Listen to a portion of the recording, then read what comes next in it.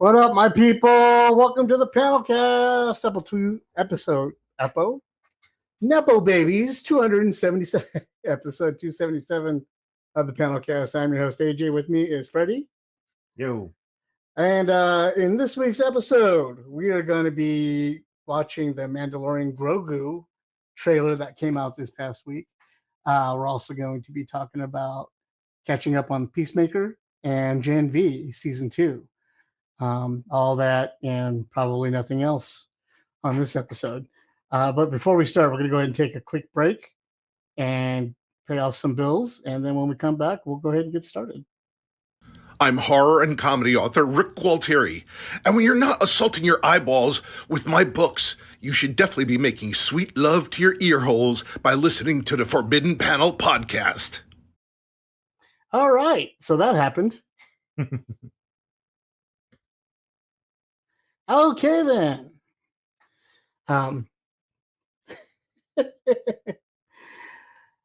So, yeah, this week has been crazy. I've been busy doing a lot of stuff and catching up on a lot of TV shows and stuff. What about you, Freddie?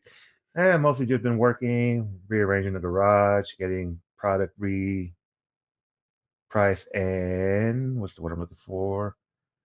Inventory written up for the store. Because we are going to be bringing a lot of that inventory over to the December 7th show of the SoCal Joe show. Is that the name of it? Right? I think so. Why don't you know these things? I can't even remember my own name half the time. What is your name? Greg? Yeah, Nah. Greg sounds fine. SoCal Joe Show and Toy Convention, December 7th, 2025 at the Embassy Suites in Temecula, California. Everybody needs to come down there. We'll be there. We'll have a booth up, and Freddie will have his booth up, which will be my booth, our booth. We'll be sharing a booth. Booth. Here booth, there booth. Everywhere, booth. Seeley booth. John Wilkes booth. Yeah. Anyway, we'll be down there with a lot of great art as well as toys to pimp out Richard's stuff, trying to help out the family, get everything going for them. So, yeah. But in the meantime, I have a new trailer for all of us to watch. You guys want to watch the new Mandalorian and Grogu trailer? This trailer actually came out last week. It came out in the middle of the Jimmy Kimmel firing and all the drama that went on with that. And the day after they announced that Jimmy Kimmel was coming back, they released this trailer, kind of a way of saying, we're sorry, please uncancel your Disney Plus account and come back to us. We have this, kind of a way of apologizing for infringing on our free rights and stuff. So it kind of went under the radar, and I heard nobody talk about it. Did you end up watching this trailer, seeing or hearing it? I didn't even know about it. Yeah, see, nobody heard about this trailer, and nobody's been talking about it. So, because Disney has been on such the anti-talk list because of what has gone on. But I want to see it. I'm still a Star Wars fan, so let's check it out, shall we?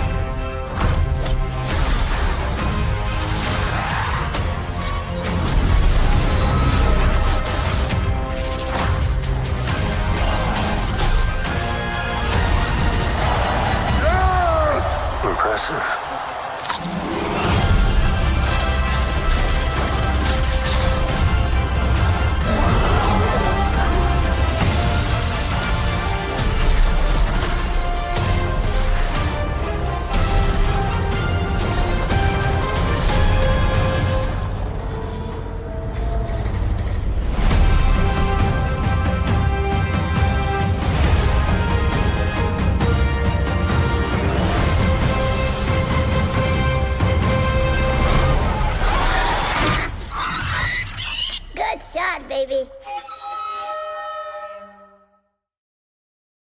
And there you have it. What did you think of that? That was actually pretty funny and entertaining. I haven't watched the first season of The Mandalorian, so definitely gotta watch that to catch up so I can watch this season. How have you not seen the? I haven't had time to watch anything. Get out of my house. Okay. Well, have a good day, everybody. Yeah. You get my shirt back. Oh. not on stream. On stream. You got to take it off. No, I'll give it later. That was the Mandalorian Grogu movie brought to you in glorious 50s Technicolor. I liked it. I liked what I saw. I'm excited for it. It was cool. It had to be the quietest trailer that ever been dropped. No vocals, no words, except for, good job, baby. Otherwise, we heard nobody say nothing to anybody. And what do you expect when, I don't know, the baby doesn't talk? But like I said, this was a last-minute trailer drop in hopes of buying back subscribers to the Disney Plus channel after the whole Jimmy Kimmel fiasco. Jimmy Fennel? Jimmy Kimmel was making fennel, is what I was trying to say. Jimmy Kimmel fiasco. And so they were just trying to say, hey, please come back. We have this. And so that's what they showed us. Yeah, I'm excited. I can't wait to see it. This is a movie. It's actually going to be in the theaters. Oh. And it'll be on IMAX also. It's being shot with IMAX. So for those of you that need a little extra motivation to not maybe resubscribe to Disney Plus and see it in the theater instead, there you go. You have that motivation. Yeah, I'll go see it because, Boba Fett. This is the way. Mandalorian is lifestyle. I mean, sure, there's some Transformers that I collect, but it's all Mandalorian all the time. What about you, Freddie?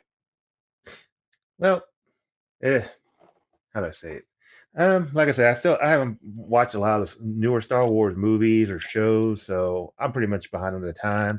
I did enjoy the original trilogy of 4, 5, and 6. I did enjoy episode 1, 2, and 3. I only watched a couple of the newer movies. Again, haven't watched The Mandalorian. I mean, once I found out about Grogu, I'm like, oh, that seems interesting. Still never got to watch it, but this movie makes me want to go watch it so I could be caught up and actually watch this movie. Well, now you have some motivation to go do that. Yep. So next up, we have Gen V Season 2, which is launched just about a month ago on Amazon Prime. We've both been enjoying it. I'm going to show you a trailer for it real quick, and then we'll come back and tell you what we've been thinking about the season so far. Here we go.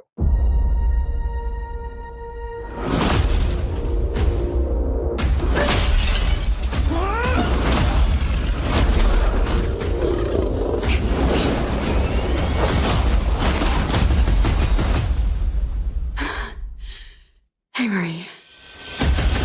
You can't stay on the run forever. I need your help. You need to go back to school. It was a mistake, leaving you. All of you. This school, it's become a monument to mediocrity. The new dean, he was at Elmira. Now he's at fucking Godolkin, so something's going on, but we don't know what. Plot is resuming a research program called Project Odessa that was spearheaded by Thomas Godolkin. And I need you to stop it. We're all on the same side here. This is bigger than us. We need to figure out what the fuck he knows about Odessa. For Andre. Let me be very clear. This plan is crazy and I hate it. But I'm in.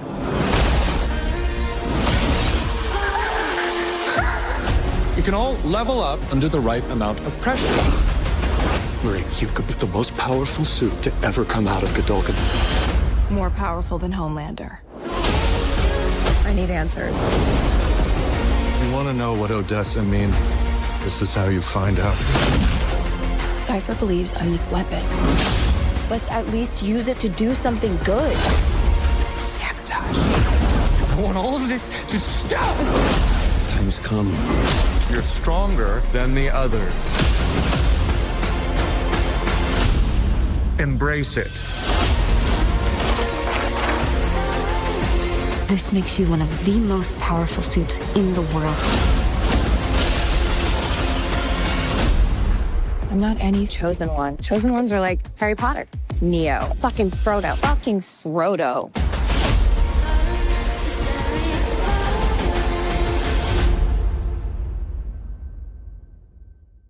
And we're back. That was the trailer for season 2 of Gen V. Season 1 came out last year. Freddie has been binge watching both just to catch up so that we have something to talk about this week. Why don't you tell us about what Gen V is about and what you've been thinking of the show? So Gen V is about is a continuation of or a side story about the boys. In this version of the story, you have kids that are given a chemical called Compound V, which gives them the power or give them powers.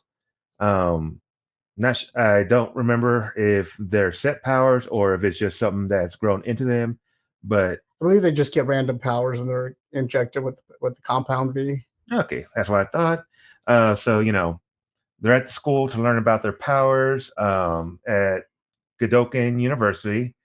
Kind of the same way that the X-Men or the kids for the X-Men are at Xavier School.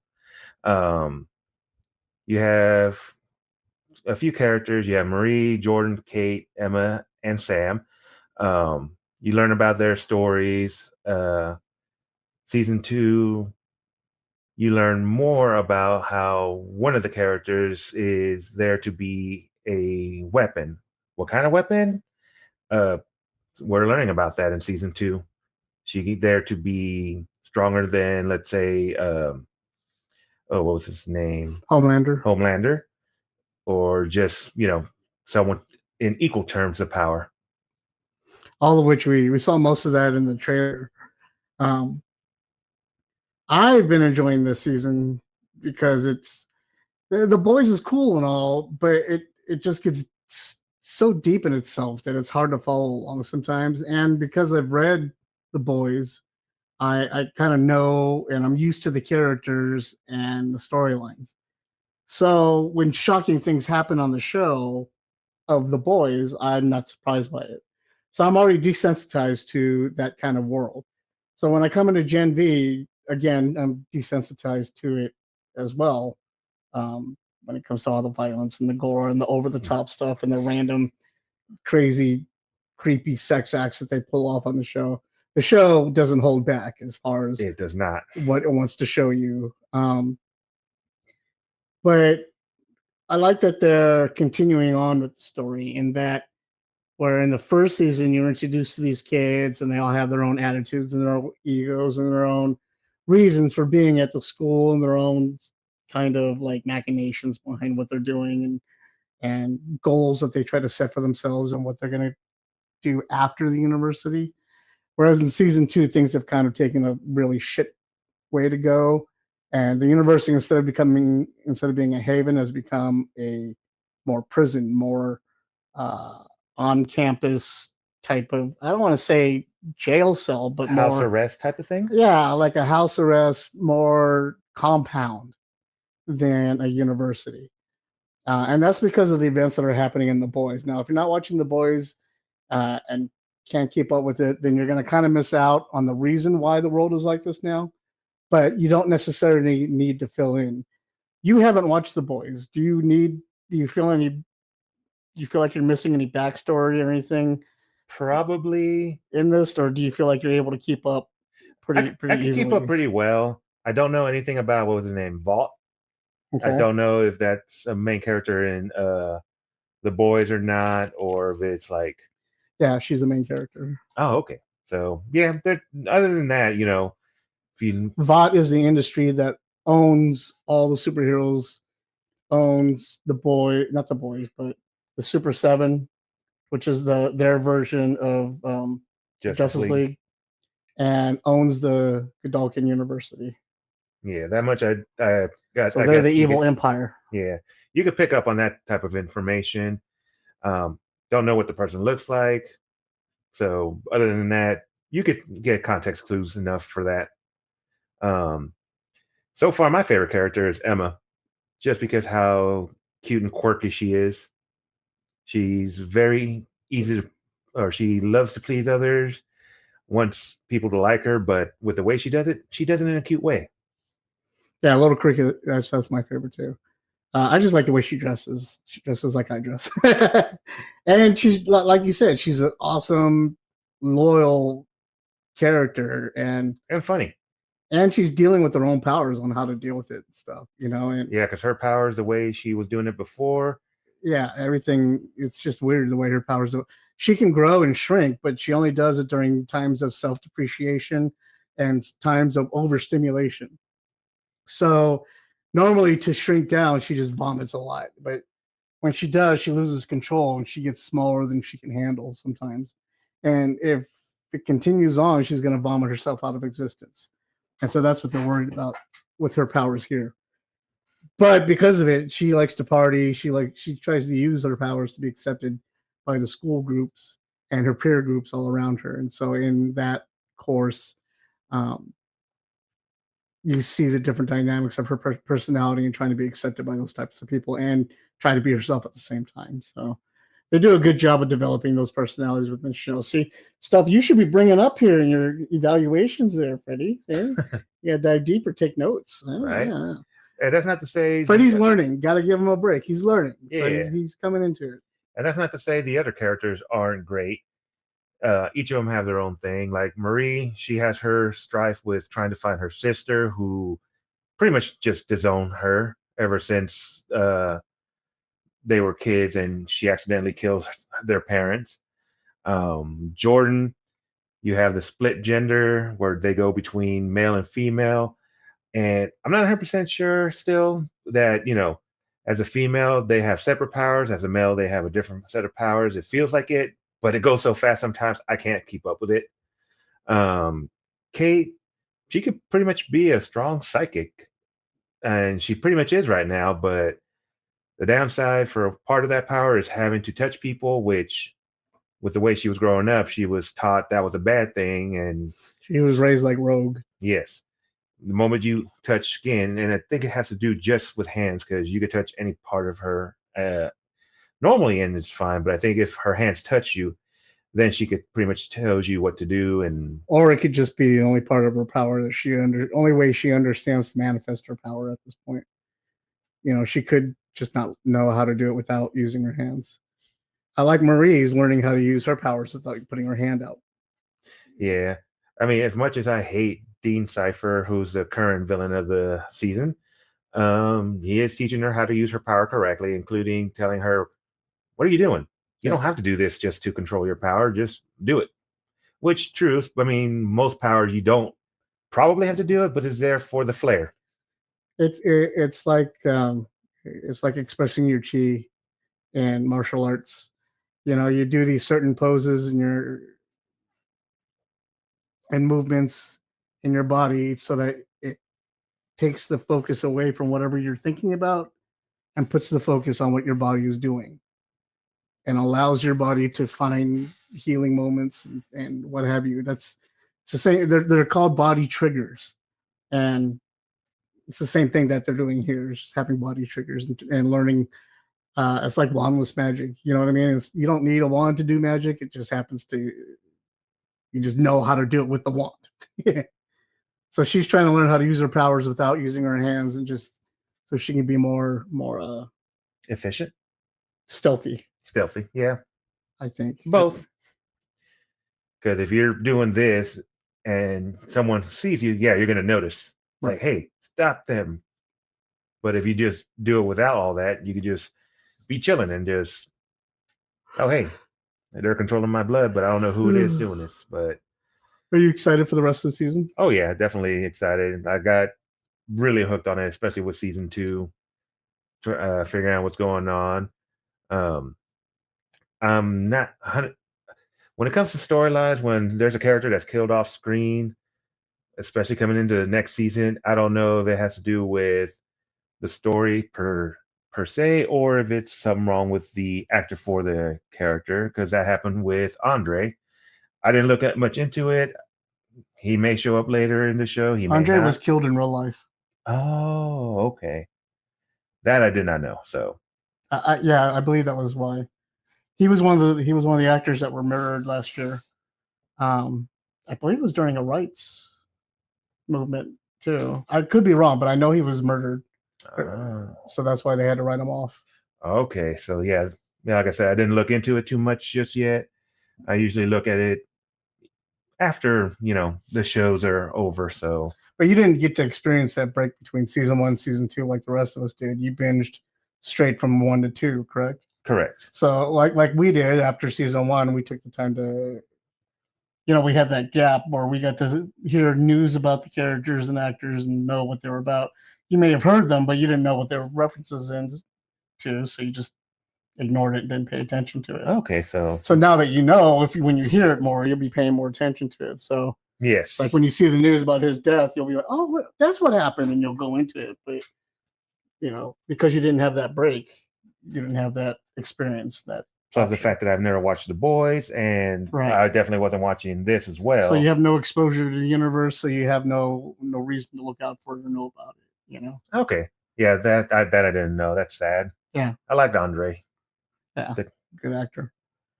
And I don't know his actual actor's name, so I'm going by his character name. But that's pretty sad then. So very well. The rest of the show should hopefully come out pretty good. Can't wait for the next episode. It came out, but I did not have time to watch it today. So that's it for now. So AJ, would you like to tell us more about Peacemaker? Sure. I even have pictures. Peacemaker this season has been kicking ass, in my opinion. I have been loving Peacemaker this season. Last season, for me, it was kind of awkward. Like, I liked it, but I was getting to know the characters and getting used to John Cena in his underwear. He was in his underwear a lot last season. And as a wrestler, he was always wearing shorts. So, yeah, you're still not used to it. So I was still not used to his underwear. Plus, there was a lot of, like I said, there was a lot of getting to know the other characters. So the other characters had a lot of time on screen, as well as Peacemaker having time on screen, which is a character you're not really familiar with. You've only seen him a couple of times in other DC movies. One DC movie from, at this point, from season 1. And so you don't have a lot of experience with him. So in season 1, you're getting to know him, you're getting to know the characters, you're getting to know all this other stuff that's going on. Eagly was just a cool character that sat on the side that you ran into every now and then that did cool stuff. And then here comes season 2. We finally get into a decent storyline with Peacemaker, where they just know that you already know all these characters and you know all these storylines. So they're just going to wrap you into a deeply involved world where the whole family is getting to shine at this point. And I'm really enjoying the ride. For those of you who don't know, so far, Peacemaker season 2 has been taking place where there we go. Showing some pictures now. Let's see if I can get them in the right way. No. No, that's not. There it is. That's what I want to show you. So the cool thing about, we don't need Freddie. There we go. So the cool thing about this season has been that Nicholas Hoult shows up as Lex Luthor. The immediate tie-ins to the Superman movie that came out this summer has just been great. If you missed out on Superman this summer, which is a cool movie, it has its own issues, but it was a good enough movie that where all the characters and a lot of the storylines are showing up in Peacemaker now. For example, Nicholas Holt's Lex Luthor shows up and is meeting with Flag to give secrets on how to handle all these supers and all these powers that are in the world now that both of them are starting to hate. And so they're taking the pure anti-metahuman approach to it, and they're working on a way to try to keep them trapped. Based off of the technology Luthor created in the Superman movie where he generated his own pocket universe. So that's what they're trying to figure out in this season. So here you see him and Flag meeting up. Why you ask that happens? Because hang on. Because I don't know. That's why. Because in this season, there you go. This season, you guys are introduced to his closet, which shows more. Like we already know that he has a closet in his house that opens up into a world, its own pocket dimension with 99 doors to 99 different realities, and it's an infinite space. So in this season, you've got the cast of characters wandering around in here trying to find Peacemaker. In the meantime, Peacemaker has made his own home in this new universe where he discovers that not only is his brother still alive, but his father is still alive. And they form a big group called the Trinity, and they're national heroes. And everybody loves them. And so why would the Peacemaker want to stay at home when everything is all crap, when he can just go to this world and everybody loves him? And so in this season, you also see deeper conversations with all the characters and get to see the relationships between them build and expand. And you find out more about the relationship with the 11th Street Kids or 5th Street Kids, 11th Street Kids. 11th Street Kids is what they call themselves, I want to say. And so they develop deeper relationships within them. As well as Eagly showing up and becoming the man in this season. You see a lot more of him, a lot more in-depth storylines, his own stuff going on the side.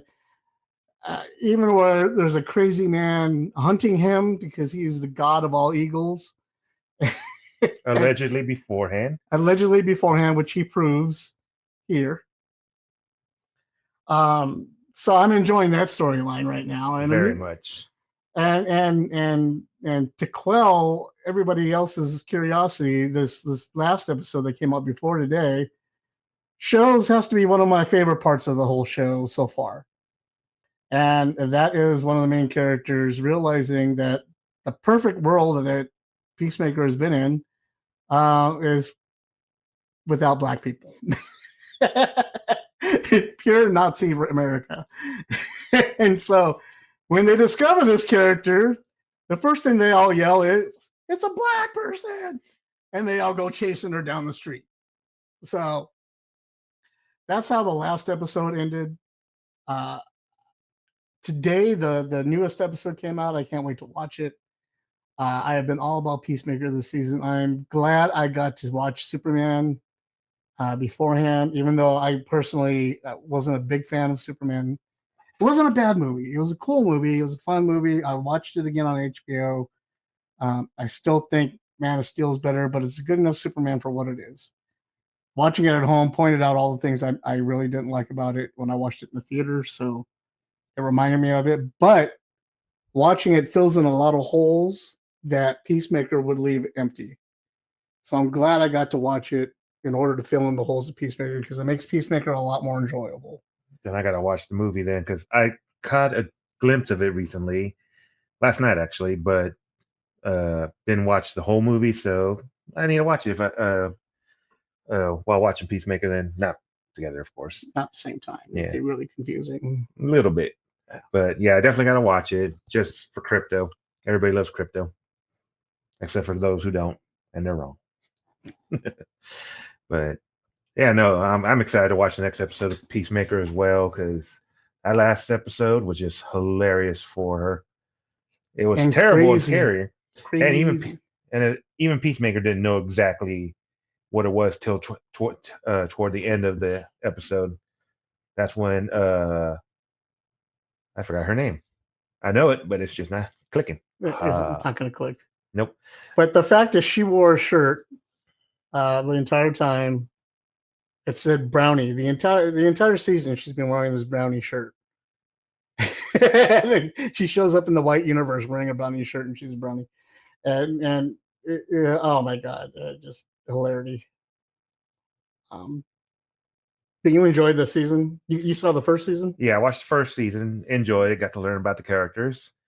And then the second season is just going past my expectation of comedy and all that. So, yeah, I really can't wait for the next episode. Can't wait to hear more about everybody and can't wait to see how they get out of this mess. And I'll be honest with you, I'm enjoying the shit out of John Cena in the show. Yeah, even though like I checked out on his wrestling a long time ago because it was just cookie cutter, but his acting is fantastic, and I'm enjoying him as this character. I enjoyed him in all those little movies that he's been playing lately. Ricky Stenicki had me cracking up like nobody's business. But this is great. This has been a great job of displaying his acting skills and stuff, and you can tell he's having a blast with it. Everybody on this set has got to be having fun shooting this movie, this show. And I just wish I was there to enjoy it. So, having said that, we're going to go ahead and wrap up the episode. Thank you, Freddie, for joining me in this episode. Thank you for having me. I want to remind everybody to please tune in every week at the PanelCast so you can see me and Freddie and other people sitting here embarrassing ourselves, touching each other and stuff. Please check out Forbidden Panel.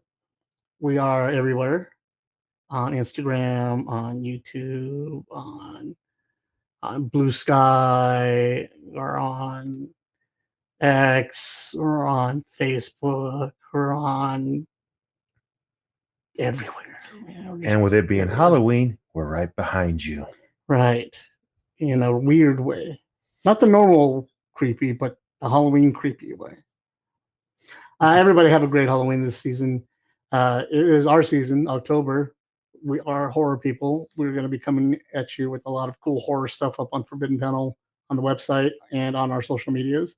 So please keep checking in on that. It should be a lot of fun. We do have a horror-themed event coming at you in the middle of the month. I can't tell you what it is yet. It's a secret. And scary. But I will let you know soon. I promise. And with that, we're going to go ahead and wrap up the episode. Thanks, everyone, for tuning in. Thanks, Freddie, for joining me. And peace out, everybody.